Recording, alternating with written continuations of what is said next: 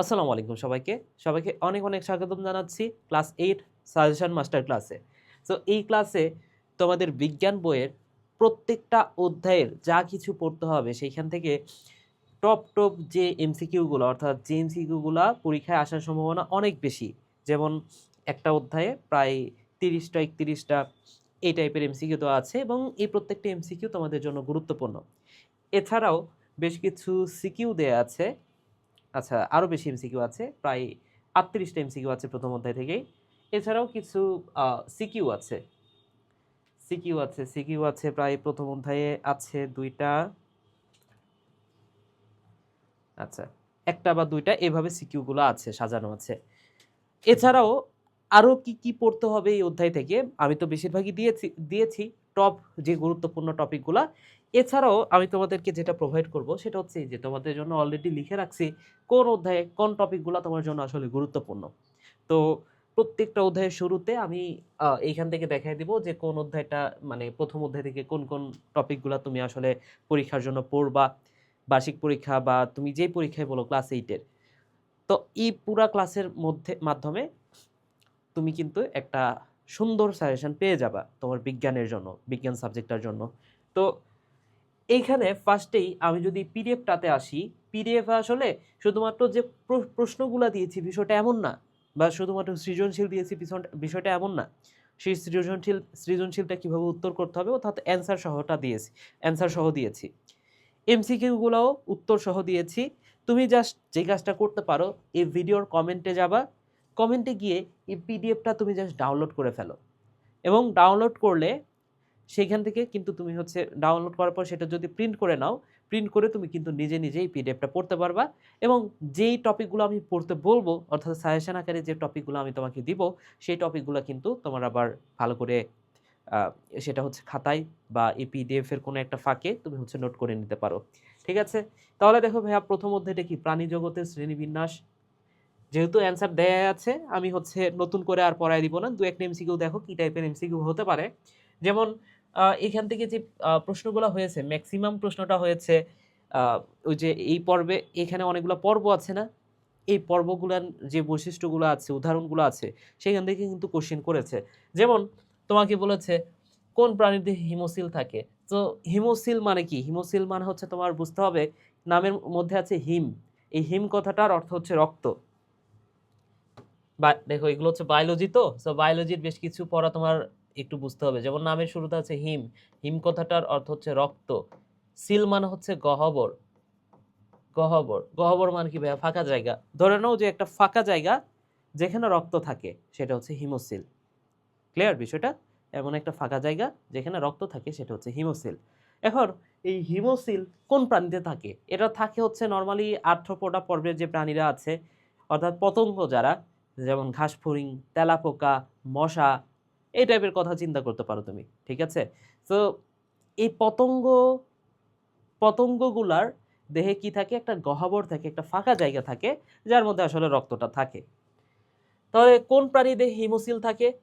এখানে বলা আছে দেখো তারা মাছ, অবশ্যই তারা মাছ এখাইনোডার্মাটা, সরি এটা হচ্ছে এখাইনোডার্মাটা পর্ব, আর্থ্রোপোডা পর্বের না।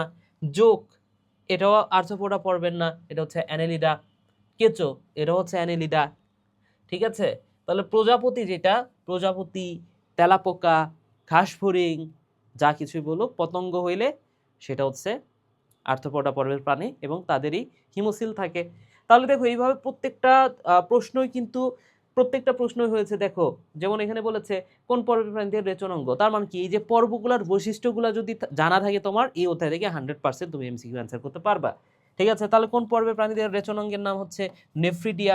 তো যারা যারা আমাদের ক্লাস 8-এর বার্ষিক প্রস্তুতি প্রোগ্রামে আছো অথবা শিওর স্কলারশিপ প্রোগ্রামে আছো, তুমি যেই প্রোগ্রামে থাকো না কেন সেই প্রোগ্রামে আমি কিন্তু প্রত্যেকটা পর্বের শর্টকাট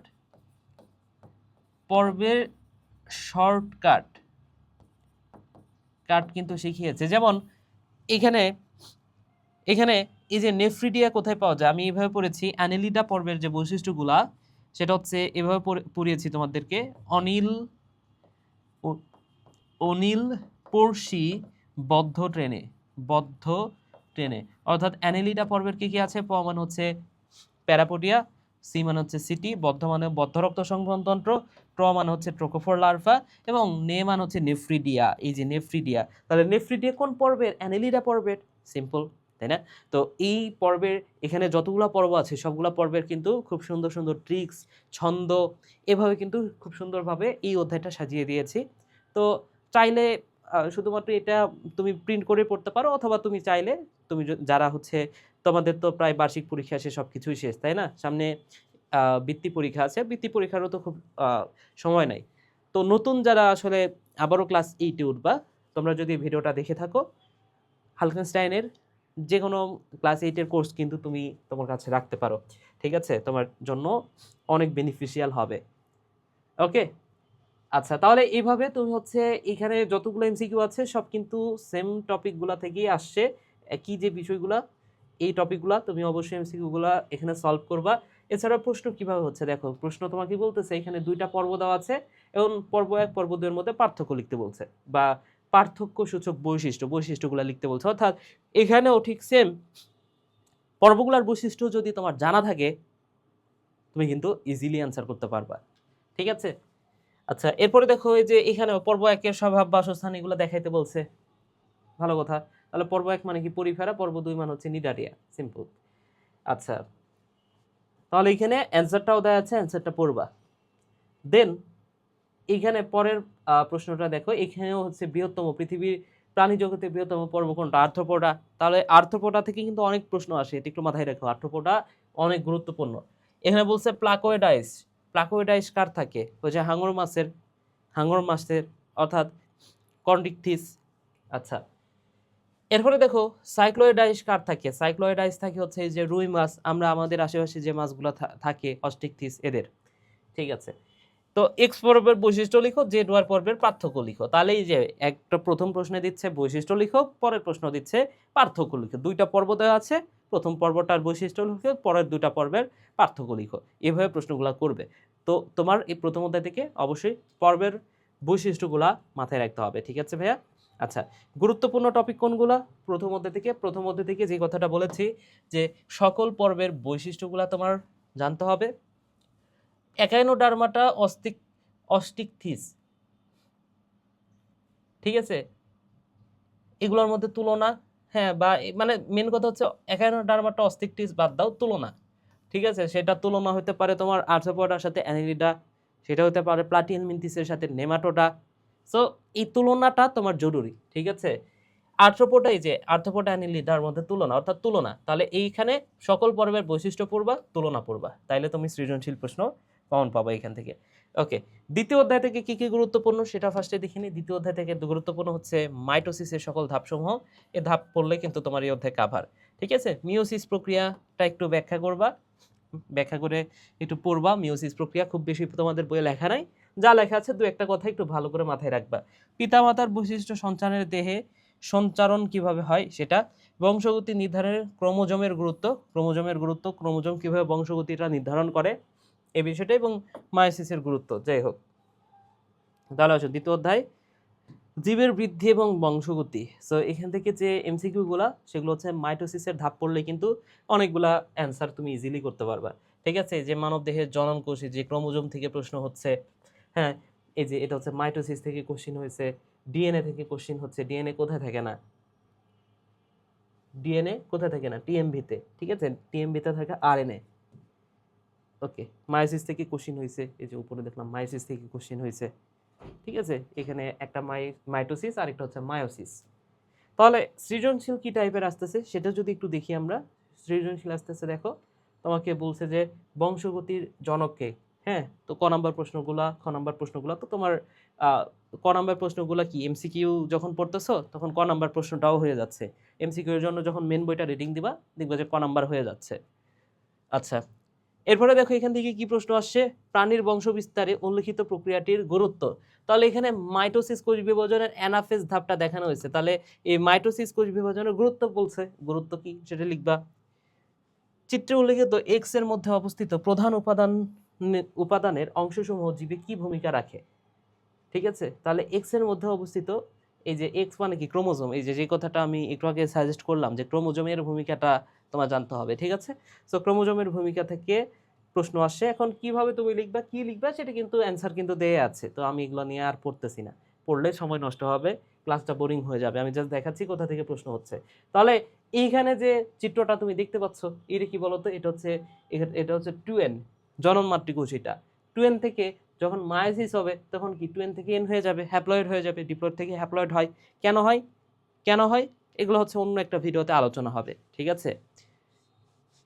তো এই যেটা মিওসিস প্রক্রিয়ায় হ্যাপ্লয়েড আর ডিপ্লয়েড, সরি, ডিম্বাণু শুক্রাণু তৈরি হইলো, বা হ্যাঁ স্পার্ম বলছে যদিও, কিন্তু দুটো তো আর স্পার্ম হয় না, একটা হচ্ছে স্পার্ম আর একটা হচ্ছে ওভাম, ঠিক আছে? এই দুটা মিলিত হয়ে কি তৈরি হয়?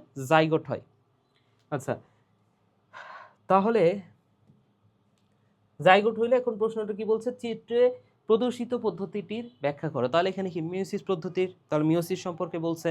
আচ্ছা, উপরে প্রদর্শিত প্রক্রিয়াটির গুরুত্ব বিশ্লেষণ করতে বলছে। তাহলে এখানে যে মিওসিসের গুরুত্ব সেটা তোমার হচ্ছে গুরুত্বটা উল্লেখ করতে বলছে। তো প্রশ্নের অ্যান্সারটাই এখানে দেয়া আছে। ওকে, এরপরে আসো তৃতীয় অধ্যায়ে চলে যাই আমরা। অধ্যায়টার নাম দেখো ব্যাপন, অভিস্রবণ, প্রচ্ছেদন।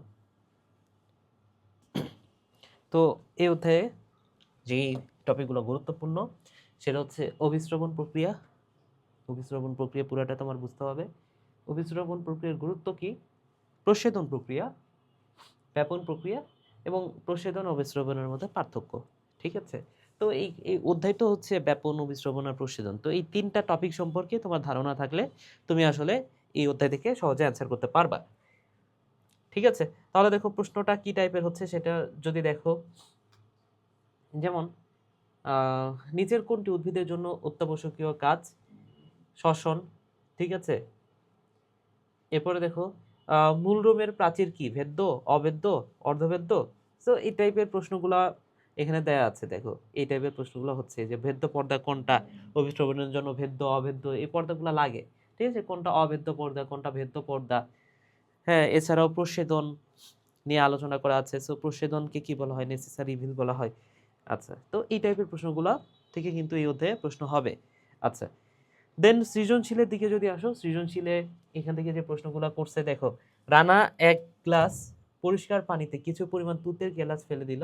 কিছুক্ষণ পর সে লক্ষ্য করলো গ্লাসের পানির রং নীল বর্ণ ধারণ করেছে। কেন? ব্যাপন, ব্যাপন প্রক্রিয়ায় এটা হয়, ঠিক আছে?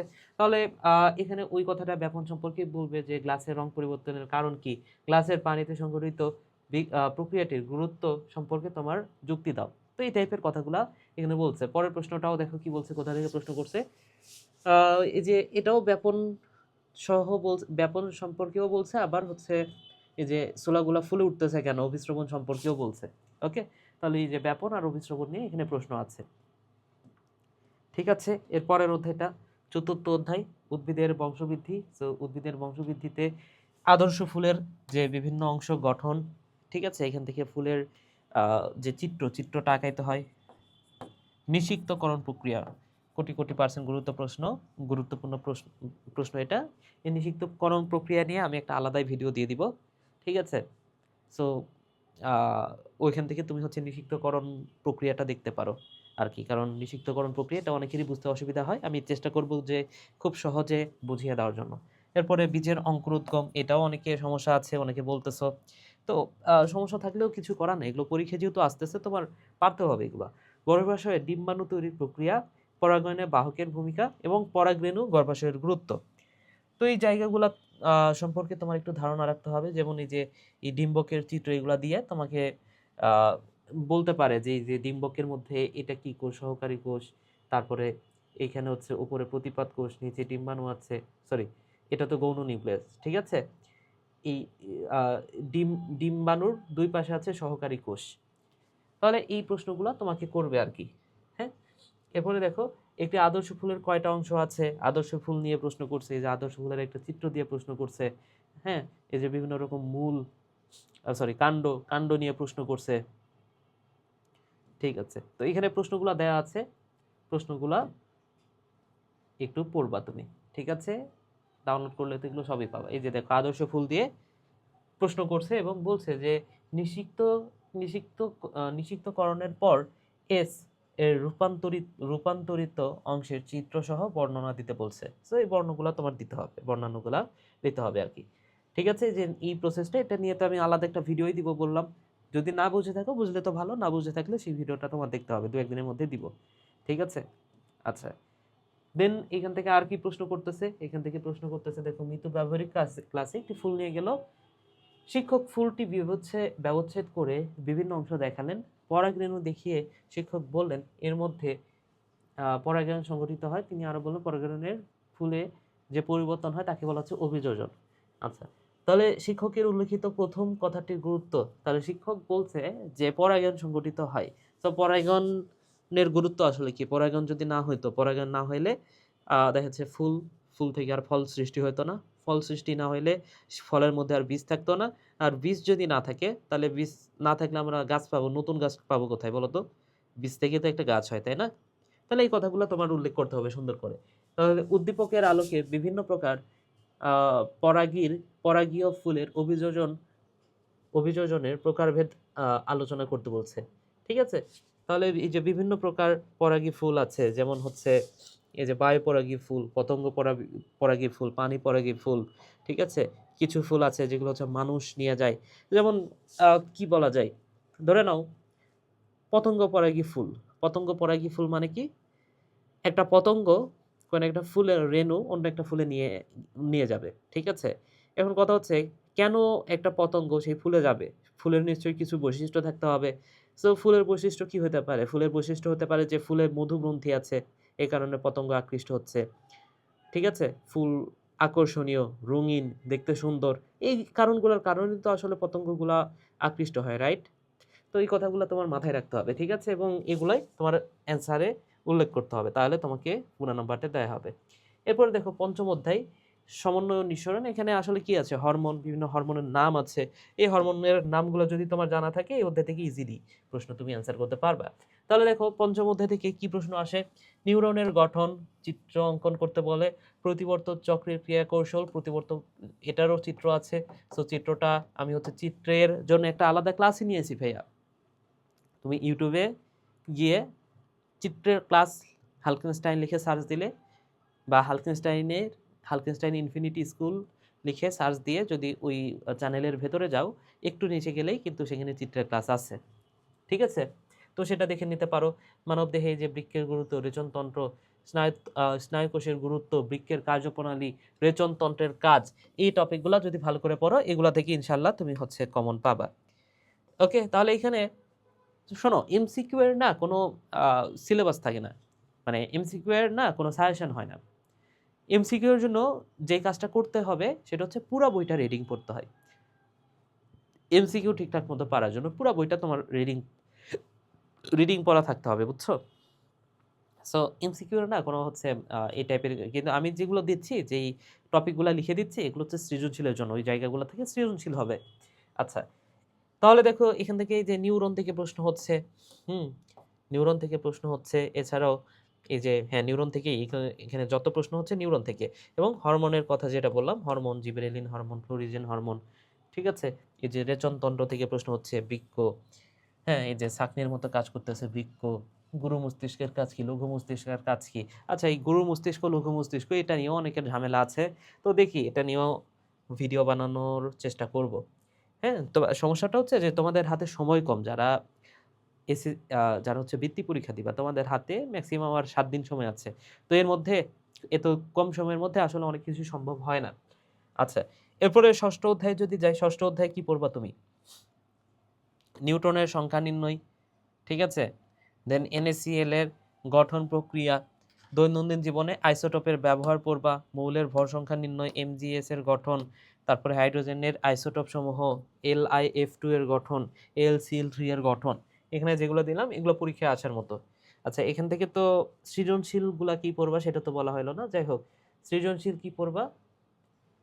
এই যে সৃজনশীল প্রশ্নটা কি বলেছে, এই যে এখানে সম্ভবত এই যে সূচের কথা যেহেতু আসছে, তো এখানে প্রতিবর্ত ক্রিয়ার কিছু একটা আসবে, যে সূচ ফুটে গেল, তাৎক্ষণিক হারটি সরে গেল, তাহলে প্রতিবর্ত ক্রিয়ার যে বিষয়টা, সেটা তোমার এখানে প্রশ্নে চাইবে অবশ্যই। বিথির হাতে সূচ ফোটা তাৎক্ষণিকভাবে সরিয়ে নেওয়া, বৈজ্ঞানিক বিশ্লেষণ দিতে বলছে। বিথির সূচ ফোটার অনুভূতি বা হেটিসু প্রাণীদেহে অপরিহার্য মতামত দাও। তাহলে এই যে সুষুম্না কাণ্ডের কথা বলছে আর কি। তো এই সুষুম্না কাণ্ডের চিত্রটা আঁকানো শিখবা, তাহলে তুমি বেশি নাম্বার পাবা। এরপরে এরপরে দেখো রেচনতন্ত্র কি এটা বলছে। আচ্ছা, অপশন এ বলছে হচ্ছে চর্ম মানে চামড়া, এবং বি বলছে হচ্ছে বৃক্ক। আচ্ছা, এখন এই অঙ্গটিতে সুস্ফুট মাত্র সংকুচিত হওয়ার কারণ কি? সুষুম্না কাণ্ডের কথা বলছে, বি অঙ্গটির গুরুত্ব মানে কি বৃক্কের যে রেচন প্রক্রিয়ার গুরুত্ব সেটা তোমাকে চাইছে। হ্যাঁ, ওকে, তাহলে এগুলো পড়বা। দেন পরের অধ্যায়টা দেখো, এই যে পরমাণুর গঠন যেটা বললাম, নিউট্রনের সংখ্যা নির্ণয়, ইলেকট্রনের সংখ্যা নির্ণয়, তারপর হচ্ছে প্রোটনের সংখ্যা নির্ণয়। এখানে এগুলোই চাইছে, এই যে বিভিন্ন সংখ্যা টংখ্যা দ্বারা প্রশ্ন করছে, কোনটা হাইড্রোজেনের কয়টা আইসোটোপ আছে, আইসোটোপ রিলেটেড কোশ্চেন। ঠিক আছে, আইসোটোপ মানে কি? প্রোটন সংখ্যা সমান। আইসোটপ নামটাই যদি খেয়াল করো, নামের শেষ অংশে আছে প্রোটন। আইসোটপ নামের শেষ অংশে আছে প্রোটন। ঠিক আছে, কোথায় গেল আইসোটপ? যাই হোক, আইসো মান হচ্ছে সমান, তাহলে আইসোটপ মানে কি? প্রোটন সংখ্যা সমান। হ্যাঁ, ওকে, কোথায় নিউট্রন নাই, কোথায় নিউট্রন আছে, এই জায়গাগুলো থেকে অনেক অনেক বেশি প্রশ্ন হয়েছে। তাহলে এমসিকিউ গুলো, সিকিউ যদি দেখো, সিকিউ এ কি টাইপের প্রশ্ন হচ্ছে? সিকিউ এ এই যে রাদারফোর্ডের যে পরমাণু মডেল, রাদারফোর্ডের কথা বলা আছে, তাহলে উদ্দীপকে উল্লেখিত মডেলটির বৈশিষ্ট্য বর্ণনা করতে বলছে, তাহলে রাদারফোর্ডের মডেলের কথা বলা আছে, এবং রাদারফোর্ডের মডেলকে বলা হয় সৌরজগতের সাথে তুলনা করা হয়। ঠিক আছে, তাহলে সৌর মডেল অনুসরণ করা করা হয়, যাচাই করো। তাহলে উল্লেখিত মডেল, হ্যাঁ, উল্লেখিত মডেলে সৌরজগতের মডেলটাই আসলে মান্য করা হয় আর কি। ঠিক আছে, তো রাদারফোর্ডের চেয়েও একটা উন্নত মডেল আছে, সেটা হচ্ছে নিলস বোর।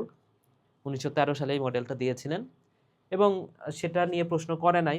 ঠিক আছে, তোমাদের বই আছে কিনা আমি মানে এই অধ্যায়টা আমার পড়া হয় নাই, সো থাকলে ওই নিলস বোরের মডেলটা ওটা বেশি উন্নত রাদারফোর্ডের মডেলের চেয়ে। ঠিক আছে, এবং এখানে চিত্র দিয়ে অ্যান্সার করতে হবে, কিভাবে অ্যান্সার করতে হবে সম্পূর্ণটা দেয়া আছে।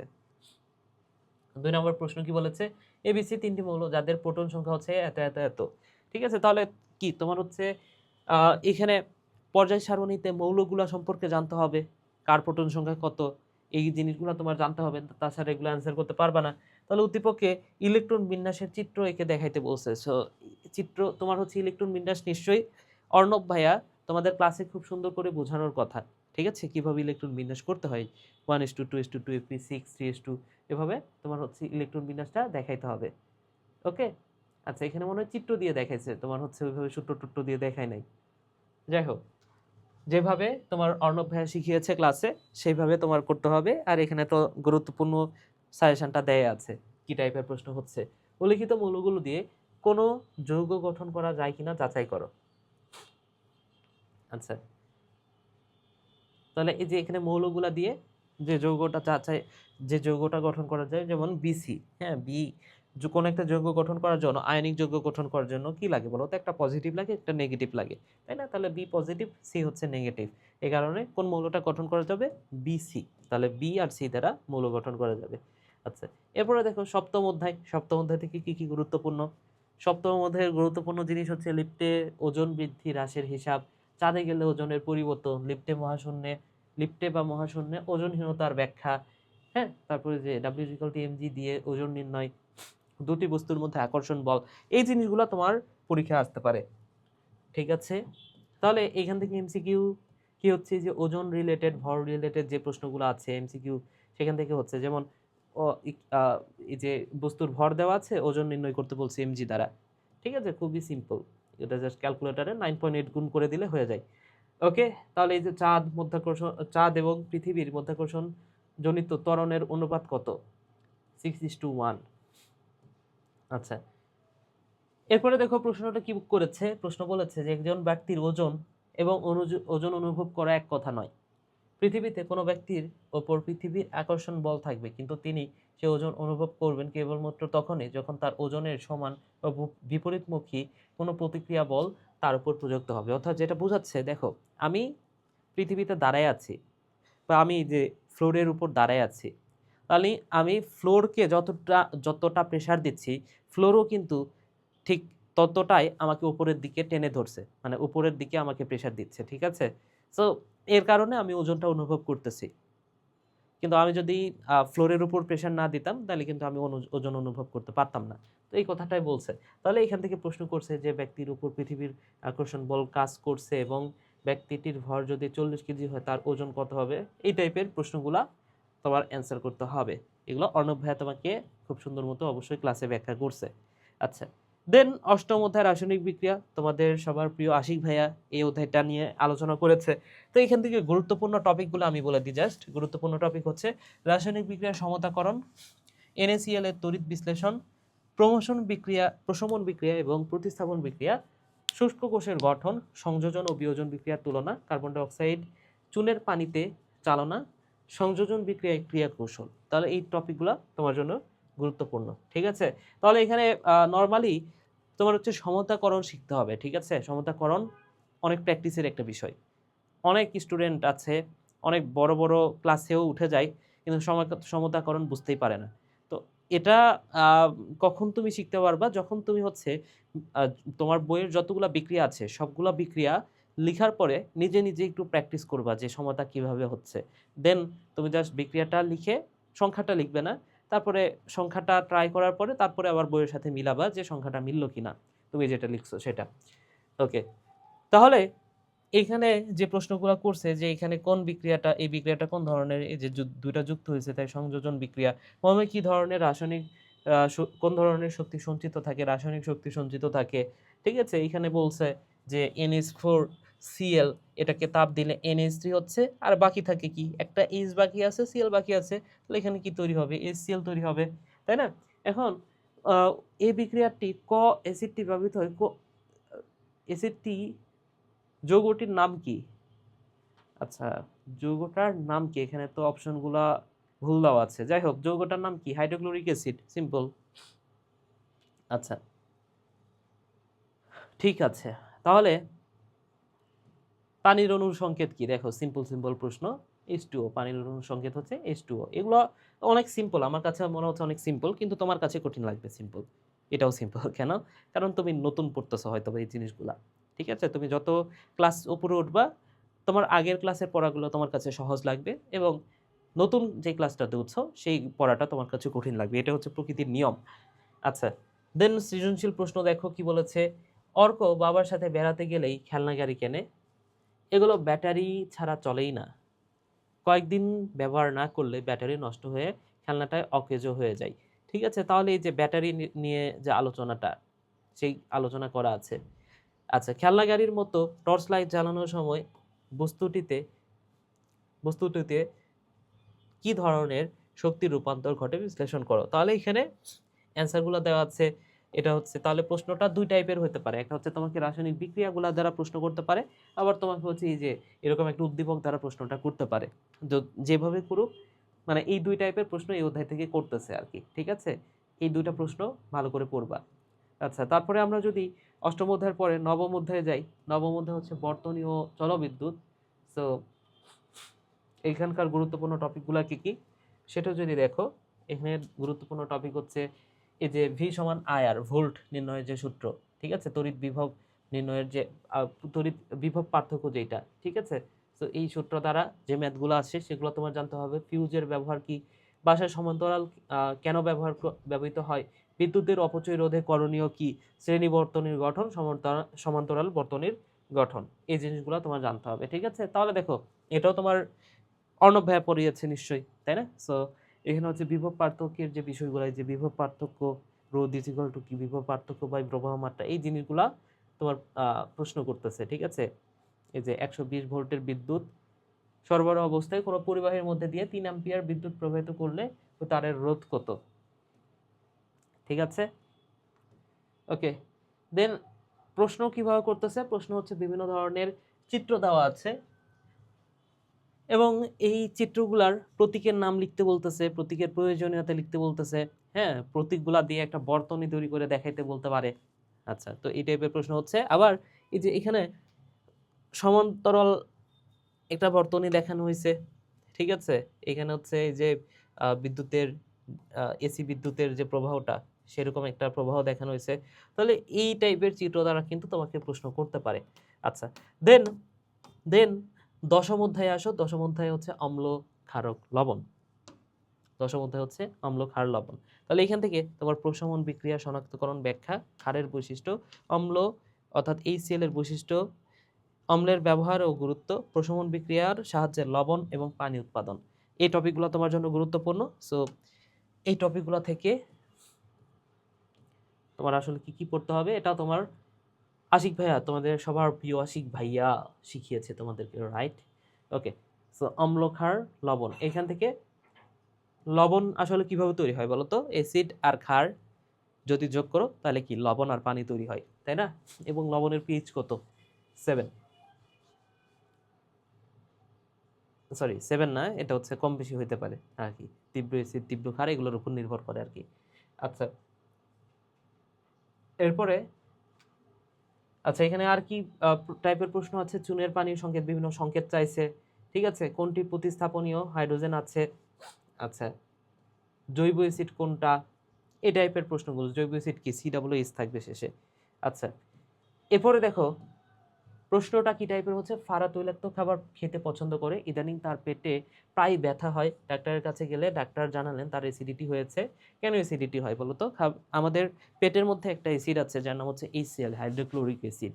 এটা এত শক্তিশালী একটা অ্যাসিড যেটা আমার হাতে যদি পড়ে হাত গলে যাবে, কিন্তু আমার পেটেই সেই অ্যাসিডটা আছে। দেখো আমরা মাংসই তো খাচ্ছি, তাই না? আমার হাতে আসলে কি মাংস, সো আমরা তো মাংসই খাই। তো মাংস যখন খাই পেটে ওই অ্যাসিডটা মাংসটাকে গলায়, হ্যাঁ, গলানোর ফলে দেখো আমাদের ওই যখন মল বের হয় ওইখানে কি বিন্দু পরিমাণ কোনো মাংস থাকে? চিন্তা করো তো ভাই, এটা কখনো চিন্তা করছো কিনা? দেখো আমরা খাচ্ছি মাংস, মাংস তো একটা শক্ত জিনিস, তাই না? কিন্তু যখন মল বের হচ্ছে, মলের মধ্যে কি বিন্দু পরিমাণ কোনো মাংসের কোনো আভাস পাও, নাকি ওইটা একদম টোটালি অন্য একটা জিনিস বের হয়ে যাচ্ছে তোমার দেহ থেকে? একটা তরল পদার্থ, বর্জ্য পদার্থ বের হয়ে যাচ্ছে, রাইট? তাহলে এই মাংস, শক্ত একটা মাংস কোথায় গেল তাহলে? এটা হচ্ছে পেটে গিয়ে হজম হয়। কিভাবে হজম হয়? এই যে শক্তিশালী অ্যাসিড আমার পেটের মধ্যে আছে, ঠিক আছে, যেটা আমার হাতে পড়লে হাত গলে যাবে। তাহলে বিষয়টা বুঝছো? তোমার পেটের কিন্তু ওটা ক্ষতি করতেছে না, কারণ তোমার পেটে সেই মেকানিজমটা আছে যেটা ওই অ্যাসিডটাকে প্রতিহত করতে পারবে, ঠিক আছে? তোমার পেটও কিন্তু প্রোটিন, তোমার পেটও কিন্তু মাংসই, তাই না? পেটের ভেতরে পাকস্থলী যেটা, সেটা কি মাংসই না? মাংসই, কিন্তু পাকস্থলী প্রাচীরটা সেভাবে তৈরি যেটা অ্যাসিড দ্বারা ক্ষতিগ্রস্ত হবে না, এই আর কি বিষয়। আচ্ছা, তাহলে এই টাইপের প্রশ্ন হচ্ছে। আবার মনসুরা খানম মাঝে মাঝে পান খান, তিনি একদিন পানে চুন দিয়ে, এদের চুন থেকে প্রশ্ন করছে। আচ্ছা, দেন আলো, এটা তোমার প্রিয় অর্ণব ভাইয়া নিশ্চয়ই পুড়িয়েছে। সো আলো থেকে যে প্রশ্নটা হয়েছে, চোখের গঠন ব্যাখ্যা করতে বলছে। আচ্ছা, চোখের গঠন, ক্যামেরা, এই দুটা নিয়ে ভিডিও আসবে, প্রমিস করলাম, কাল পরশু পাবা। ওকে, আচ্ছা, আলো প্রতিসরণের বাস্তব প্রয়োগ, সংকট কোণ, পূর্ণ অভ্যন্তরীণ প্রতিফলন, আলোর প্রতিসরণের চিত্র এবং ব্যাখ্যা, ঠিক আছে? তাহলে এই যে আলো, এক আলোকবর্ষ কত, ঠিক আছে, এই জিনিসগুলো প্রশ্ন করছে। সংকট কোণ 30 ডিগ্রি হলে তোমার প্রতিসরণ কোণ কত হবে, এই জিনিসগুলা তোমার করতে হবে, ঠিক আছে? এই যে কোণ যেগুলো আছে, পূর্ণ অভ্যন্তরীণ প্রতিফলন, সংকট কোণ, ঠিক আছে, প্রতিফলন কোণ, এই জিনিসগুলা তোমার পরীক্ষায় আসতে পারে, ঠিক আছে? এরপরে দেখো প্রশ্নটা কি টাইপের হচ্ছে। আনিস একদিন গোসল করতে গিয়ে পুকুরে, এই যে দেখো এইখানে এই চিত্রটা দেখো, এটা তুমি নিজে পড়ো, এই চিত্রটা দেখো, এখানে মাছ হচ্ছে, মাছ কিন্তু আসলে এখানে আছে, কিন্তু তুমি চোখ দিয়ে যখন পানিতে, চোখ মানে চোখ দিয়ে তুমি যখন দেখতেছো, তখন তুমি মাছটাকে এই জায়গাটা না না দেখে তুমি দেখতেছো একটু উপরে আছে এই জায়গাটাতে, ঠিক আছে? তুমি খুব সিম্পলি একটা গ্লাসের মধ্যে তুমি হচ্ছে একটা চামচ দিয়ে দিবা, দেন তুমি দেখবা যে চামচ তুমি আসলে ট্র্যাক করতে পারতেছো না। হ্যাঁ, তুমি চামচের যে অংশটা উপরে আছে সেটার সাথে চামচের যে অংশটা নিচে আছে সেই অংশটা মিলাইতে পারবা না তুমি, ঠিক আছে? আচ্ছা, তাহলে এই টাইপের প্রশ্নগুলা কেন এটা হচ্ছে, কি কারণে হচ্ছে, ঠিক আছে, কেন এই যে এই চিত্রটা তোমার হচ্ছে, এটা তোমার বুঝতে হবে আর কি, ঠিক আছে? এটা তোমার অর্ণব ভাইয়া খুব সুন্দর করে ক্লাসে বুঝিয়েছে। আচ্ছা, ঠিক আছে, পরের প্রশ্নটাতে যাইতে পারি আমরা। পরের প্রশ্নটা কি বলেছে? দ্বাদশ অধ্যায় মহাকাশ নিয়ে। সো এই অধ্যায়গুলো আবার এত বেশি গুরুত্বপূর্ণ না, অনেক সময় এগুলো থেকে প্রশ্ন একটু কমই আসে। যেমন কৃত্রিম উপগ্রহের কক্ষপথে চলার পদ্ধতি, যোগাযোগের ক্ষেত্রে কৃত্রিম উপগ্রহের ভূমিকা, কৃত্রিম উপগ্রহের ব্যবহার গুরুত্ব, প্রাকৃতিক গ্রহ উপগ্রহের সৃষ্টি, এগুলো পড়তে হবে, ঠিক আছে? তাহলে এখানে বেশ কিছু ইনফরমেশন আছে। হ্যাঁ, প্রথম মহিলা মহাকাশচারীকে, ঠিক আছে, মহাকাশযানে মানুষ নিয়ে প্রথম পৃথিবীকে প্রদক্ষিণ করে কোনটা, হ্যাঁ, কোন মহাকাশযান। সো এই জিনিসগুলো তোমার পড়তে হবে, ঠিক আছে, কিছু মুখস্থর পড়া আছে, সেগুলো তোমার মুখস্থ করে নিতে হবে। সো এই অধ্যায়টা ইন্টারেস্টিং, ঠিক আছে, অনেক কিছু, অনেকের এই জিনিসগুলো নিয়ে অনেক ইন্টারেস্ট থাকে, তাই না, যে মহাকাশ কিভাবে মহাকাশে যাচ্ছে মানুষ, রকেট, ঠিক আছে, এই জিনিসগুলো নিয়ে অনেকের কিন্তু ইন্টারেস্ট থাকে, তারা কিন্তু এই অধ্যায়টা পড়ে অনেক বেশি মজা পায়। সো এইখান থেকে প্রশ্ন কি হতে পারে সেটা একবার নজর দিলে দেখতে পাবে, একটু দেখে নিও এখান থেকে। আচ্ছা, খাদ্য পুষ্টি, এটা অনেকের কাছে আবার ভেজাইল একটা অধ্যায় লাগে। সো খাদ্য পুষ্টি থেকে মুখস্থবিদ্যা অনেক আছে, সেগুলো তো মুখস্থ করতেই হবে। আমি একটা সাজেশন দিয়ে দিই কী কী পড়তে হবে, যেমন বয়স, ওজন, উচ্চতার পার্থক্য ভেদে শর্করার চাহিদা, আমিষের অভাবজনিত রোগ, খনিজ লবণের অভাবজনিত রোগ, সুষম খাদ্যের প্রয়োজনীয়তা, ভিটামিনের ভূমিকা। তো এই জিনিসগুলো তোমার পড়া থাকতে হবে, বিশেষ করে ভিটামিন। আচ্ছা, তাহলে 200 গ্রাম শর্করা থেকে কত কিলো ক্যালোরি শক্তি পাওয়া যায়, ঠিক আছে, তো 1 গ্রাম থেকে কত সেটা তোমার জানতে হবে। 1 গ্রাম থেকে 4 কিলো ক্যালোরি শক্তি পাওয়া যায়, তাহলে 200 গ্রাম থেকে কত, 800 গ্রাম, 800 কিলো ক্যালোরি শক্তি পাওয়া যাবে। তো এই জিনিসগুলো তোমার জানতে হবে। কোনটি থেকে ফ্যাটি অ্যাসিড এবং গ্লিসারল উৎপন্ন হয়, চর্বি থেকে, ঠিক আছে, শর্করা থেকে কি তৈরি হয়, গ্লুকোজ, প্রোটিন থেকে কি তৈরি হয়, অ্যামিনো অ্যাসিড, আর লিপিড থেকে কি তৈরি হয় বা স্নেহ থেকে কি তৈরি হয়, সেটা হচ্ছে ফ্যাটি অ্যাসিড ও গ্লিসারল। এই কথাটা ভাইয়া মাথায় রাখতে হবে। এই যে রোগ প্রতিরোধ ক্ষমতা কিভাবে হচ্ছে ভিটামিনের কারণে, বিভিন্ন রোগ আছে, সেই রোগগুলো নিয়ে আলোচনা করতে হবে, রিকেটস রোগ, এগুলো নিয়ে আলোচনা আছে। তালহা ইদানিং কিছুই খেতে চায় না, তার খাওয়ার অরুচি, বমি বমি ভাব, অর্থাৎ এখানে একটা রোগের কথা বলা আছে, সেই রোগগুলা সম্পর্কে তোমার পড়তে হবে। পরের প্রশ্নটা কোথা থেকে হয়েছে দেখো, নূরজাহান বেগম তার 8 বছরের ছেলে বকুলের দৈহিক বৃদ্ধি নিয়ে, এই যে বৃদ্ধি নিয়ে চিন্তিত, ঠিক আছে, বৃদ্ধি কেন হচ্ছে না, দেহে পুষ্টির অভাব, এই জিনিসগুলা তোমার আসবে পরীক্ষায়। পরিবেশ এবং বাস্তুতন্ত্র, এখান থেকে বাস্তুতন্ত্র, ওই যে প্রথম শ্রেণীর খাদক, দ্বিতীয় শ্রেণীর খাদক, এই জিনিসগুলা থেকে আসলে প্রশ্ন হয়, ঠিক আছে। তাহলে খাদ্য শৃঙ্খলের উপাদান কমলে বাড়লে ভারসাম্য নিয়ন্ত্রণ হয় কি হয় না, কিভাবে হয়, খাদ্য শৃঙ্খলের শক্তির প্রবাহ একমুখী কিন্তু পুষ্টির প্রবাহ চক্রাকার, সুন্দরবনের বাস্তুতন্ত্র, এগুলো নিয়ে তোমার পড়তে হবে আর কি, ঠিক আছে। সো এমসিকিউ গুলো দেখো, এখানে কি নিয়ে এমসিকিউ হচ্ছে, হ্যাঁ, প্রথম শ্রেণীর খাদক, দ্বিতীয় শ্রেণীর খাদক, এই টাইপের। এই যে দেখো কোথায় শক্তি সংরক্ষিত হয়েছে, শক্তি কোথায় সংরক্ষিত হবে, যেখানে খাদ্য শৃঙ্খলটা ছোট সেখানে শক্তিটা সংরক্ষিত হবে, এই আর কি বিষয়, ঠিক আছে। ওকে, তাহলে এইখানে এই যে এখানে একটা খাদ্য শৃঙ্খল দেয়া আছে। সো এই খাদ্য শৃঙ্খলটা সম্পর্কে তোমার আইডিয়া রাখতে হবে, খাদ্য শৃঙ্খল কিভাবে কাজ করে। এখান থেকে যদি ব্যাঙ গায়েব হয়ে যায় তাহলে কি প্রভাব পড়বে, এই টাইপের আর কি প্রশ্ন করতে পারে তোমাকে, ঠিক আছে। যেমন ধরে নাও যে এইখানে এখানে ঘাস ফড়িং গায়েব হয়ে গেল, তাইলে কি ঘটবে বলো তো, বা আমি বললাম যে, আমি ধরে নিলাম যে সাপ গায়েব হয়ে গেছে, তাহলে কি ঘটবে। সাপ গায়েব হলে তোমার কাছে মনে হবে কিছুই তো হবে না, কি এমন হবে, কিছুই নাই, পৃথিবী থেকে সাপ গায়েব হয়ে গেল, এটা তো ভালো। কিন্তু না, অনেক কিছুই হবে। যেমন সাপ যদি গায়েব হয়ে যায়, বাজ পাখি সাপ খাইতো, তাহলে বাজ পাখি যেহেতু সাপ খাইতো, এখন আর সাপ নাই, খাইতে পারতেছে না, তার মানে কি বাজ পাখির খাওয়ার যে লিমিটেশন, একটা লিমিটেশন তৈরি হয়ে গেল। তার মানে কি বাজ পাখি যদি অন্য কিছু আর খাইতে না পারে, হ্যাঁ, বা ধরে নাও যে বাজ পাখি সাপও খাচ্ছে, ব্যাঙও খাচ্ছে, এখন সাপ তো পৃথিবী থেকে আউট হয়ে গেছে, তাহলে খালি ব্যাঙ খাইতে হবে, তাহলে ব্যাঙের পরিমাণ কমে যাবে। এখন ব্যাঙ যদি খাইতেই থাকে, একসময় দেখবা যে ব্যাঙও নাই, তখন ব্যাঙ যখন মারা যাবে সব, তখন কি বাজ পাখিও মারা যাইতে থাকবে, বাজ পাখি আর খাবার পাচ্ছে না, ঠিক আছে। তো এ আর কি বিষয়, ঠিক আছে। তো তোমাকে বলবে যে এই খাদ্য শৃঙ্খল থেকে এটা যদি বাদ দিয়ে দেওয়া হয় তাহলে কি প্রভাব পড়বে, এই টাইপের প্রশ্নগুলো তোমাকে করবে। ওকে, তাহলে এই হচ্ছে সায়েন্সের সাজেশন। আমি অবশ্যই সব কিছু একদম ধরে ধরে পড়ায় দিই নাই, কারণ পড়ায় দিতে গেলে বিষয়টা বোরিং হয়ে যাইতো।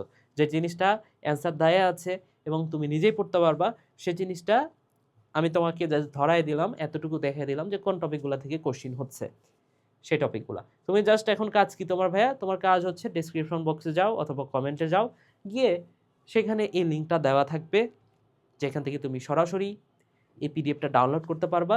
দেন তুমি পিডিএফটা ডাউনলোড করবা, দেন তুমি এটা প্রিন্ট আউট করে নিজে পড়ালেখা করো, অনেক বেনিফিশিয়াল হবে তোমার জন্য, ঠিক আছে। তো এখানেই ভিডিওটা শেষ করছি, তোমাদের প্রত্যেকের জন্য শুভকামনা, সবাই ভালো থাকো, সুস্থ থাকো, টাটা।